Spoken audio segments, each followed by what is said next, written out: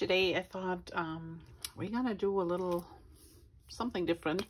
I show you a little technique to do embossing. So this is a project I am planning on doing for my card classes, and we will be using the Slimline cards and envelopes that we have in the program, and I will link them on the bottom. So this is the card, and my intent is to use this one. I'm not sure, this is my head, so we're gonna decorate the background. I do a little pocket. We're gonna cut a little bit around here, so, and turn this into like a book, how do you call it, a book sign, you know, something to bookmark. Duh. Sometimes, you know, your brain doesn't work as fast. And I thought it's kind of fun because this is for Easter, and this is just one of my favorite phrases. So we're going to use this one since it's nice and long. And this is from the stamp set called I'm the Way. It's D2146. And I'm going to do like a multiple tone. And then we're going to emphasize the background with a little brush and some ink later too. But for right now, I wanted to show you how I do my embossing, because I sometimes get asked, okay, how do we do this? And mine never turns out. So let's get started with that one. Put this aside for now. So the first thing we need is the VersaMark watermark stamp pad, which is like a glue consistent ink or sticky ink. It is translucent, but that's the base that we need so our powder will adhere. The embossing body or anti-static pouch, which contains a little bit like baby powder, and I show you later for that where we need that for. And then we have a couple of different colors of embossing powders. And I also gonna use the MISTI, which is a stamp positioning tool. This one allows me to stamp in the same position more than once, which is great. So if you have bigger stamps or you're not, you know, sometimes not good with stamping, this is great, because as long as you line your paper underneath up the same way, you can stamp it over and over again and get a really nice crisp image. And I will be using it to double stamp my sticky ink, because I know I need to do that to get the proper coverage on there. And it's also great for positioning if you have multiple things you stamp, to get them all in the same spot, you know, when you do multiple cards. All right, so now I'm lining up my paper, and I like to tuck it in one of the corners, make sure I have two sides to frame it, and hold and take the magnets to hold them in place. Those magnets are very strong, so be careful. And I also double check that my image does not interfere with any of the magnets, and that it sits correctly. So mine is to the bottom, and I have more room on the top because we're gonna convert this into a bookmark. So that's pretty much all. Let's start. So I take the embossing body simply to carefully, lightly rub over my paper. And what it does is, for me handling the paper, I might have like a little bit skin oil or something on there. And to avoid it, the powder will stick to that. You use the anti-static pouch to clean it off, and that way you get a crisp image of your stamping. Make sure you only use this the first time before you stamp the first time the sticky ink on it. After that, you only use it with every new paper you put in. All right, so here I inked up the first one thoroughly, and I'm rubbing over hard. And in this case, you can rub over it hard, and you should, to make sure that you get the most adhesion to your paper.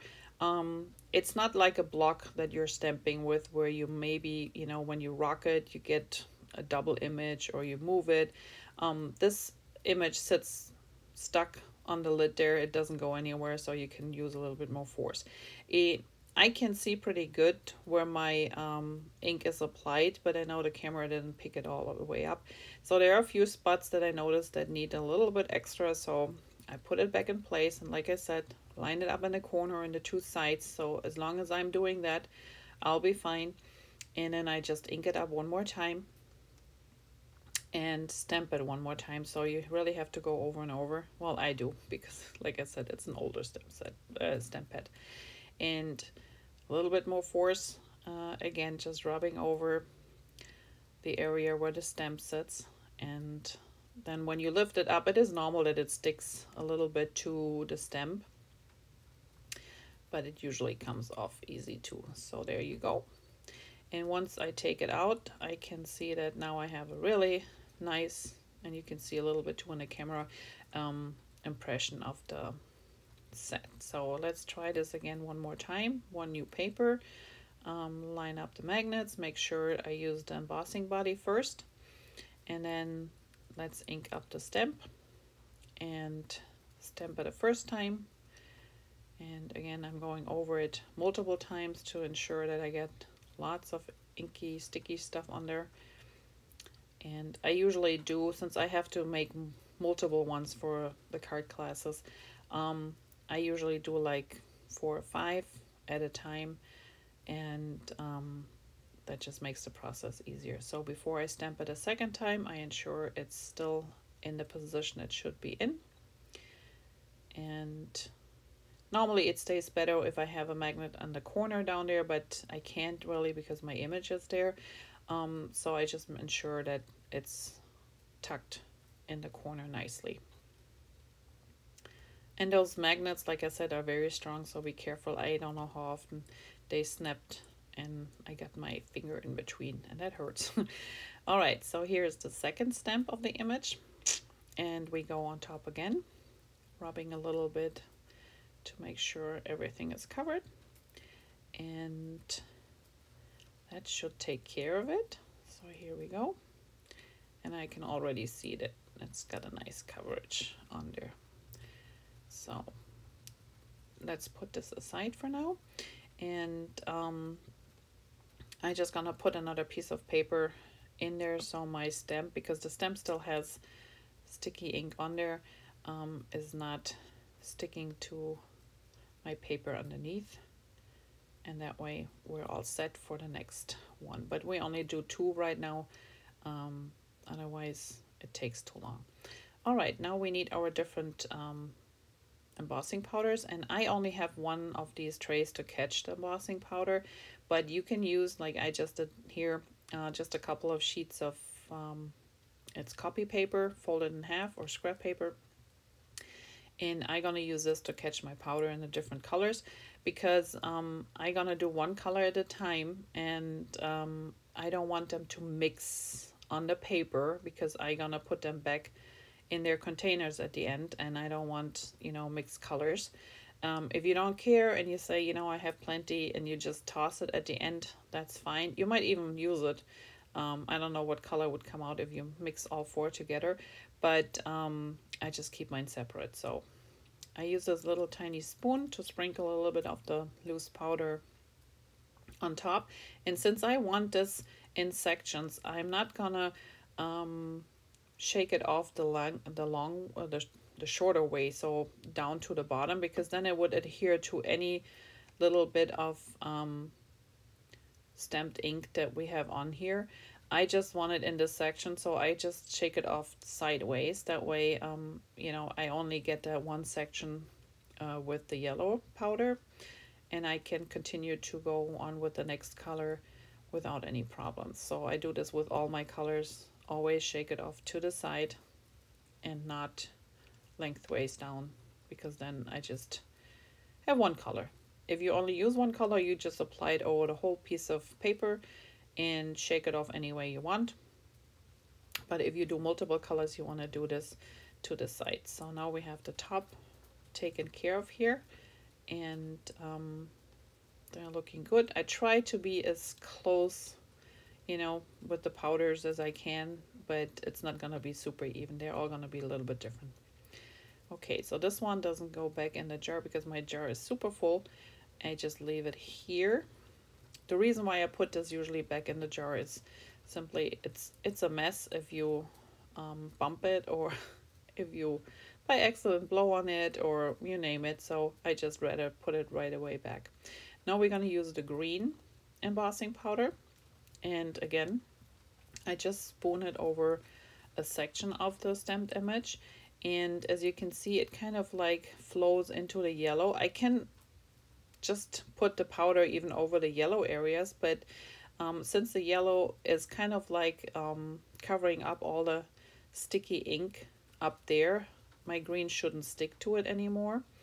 Only where there may be pieces where I missed to put the yellow powder on there, but otherwise it just shakes off.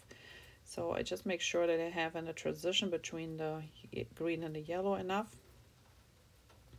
And then we can go on to the next color. But let me put this, yeah, I better put this back in the jar, because you need a lot of room to put these down, and I know me too often that I just bump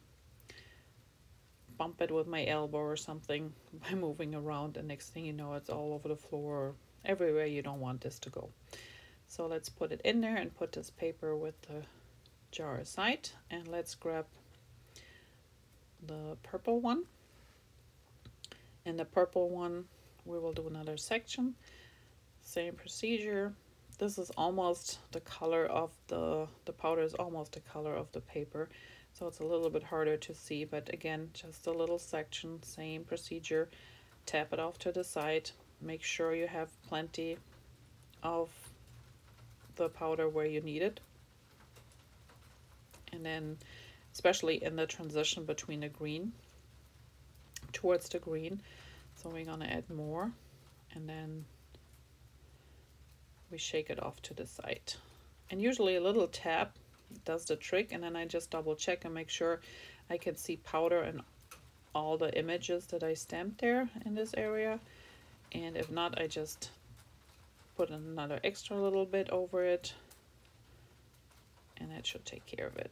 If you really have some strays that don't belong, like between the letters or something, I have just a simple small tiny brush that sits here that I use for that, just to carefully brush it off, and those little crumbs come off easily. If you leave them there, it's not a big deal, but once you heat them up, they kind of like stay there as little embellishments if you want to. So now the last color is our blue, and that's actually an old, close to my heart, embossing color. I didn't even know I still had those. I found this in my stash. But it still works great, so it's a nice robin's blue, or sky blue, baby blue, whatever you want to call it. So I make sure I have enough on here. There's one, and then one last one.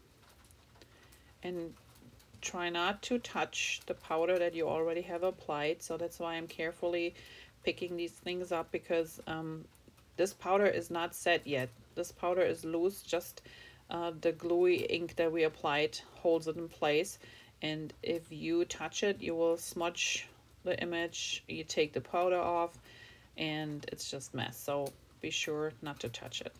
All right, so the next thing we need is a heating gun. And the heating tool, some people use a hair dryer, but I think the heating tool is specifically made for embossing. It gets really hot. So what I do is, my cord is a little bit short, so you only see the tip of it, but I gonna start it, heat it up for just a couple seconds so I can feel it's nice and hot. And then there are two ways to do the embossing. And I show you the first one is you just gonna take your paper, and if you have something to hold on to it, that's fine. Otherwise, make sure your fingers are away from the heat.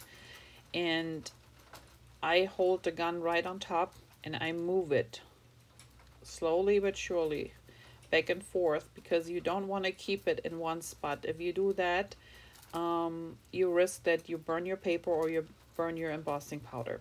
So once the powder gets hit with the heat, it starts to melt, and you will see the transition when the color changes from the darker color when you apply it, and it gets lighter, and also the consistency. So it's powdery on one end, and then you can see it's getting really nice and smooth on the side where the powder melted. And when you watch closely here, you can see how it's lighter green, then the darker green turns into a lighter color. So is the purple, and especially the blue. You can tell in a second when it hits, when the heat hits the powder, how it melts and then just forms into a nice enamel type of color and consistency.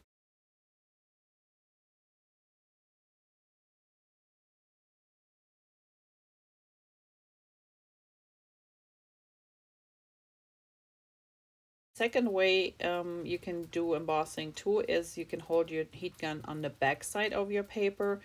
Same principle, carefully going up and down or in circles, don't stay stationary, and the powder will melt that way too. I often do this if I have a very delicate item or a very delicate impression that I try to emboss so the powder is not flying off.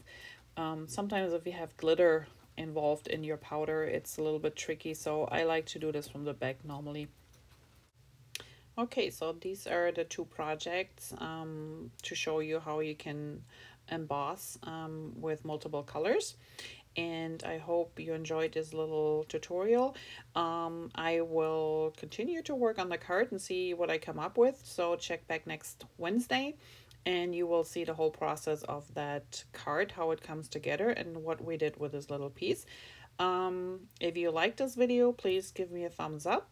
I hope you enjoyed it, and if you haven't done so already, I would appreciate if you subscribe to my channel so you get all the infos and alerts when there's a new video available. And otherwise, if you have any questions about embossing or the technique or anything, please let me know. And I hope I will see you back next week. So enjoy, happy crafting, and thanks for watching. Bye bye.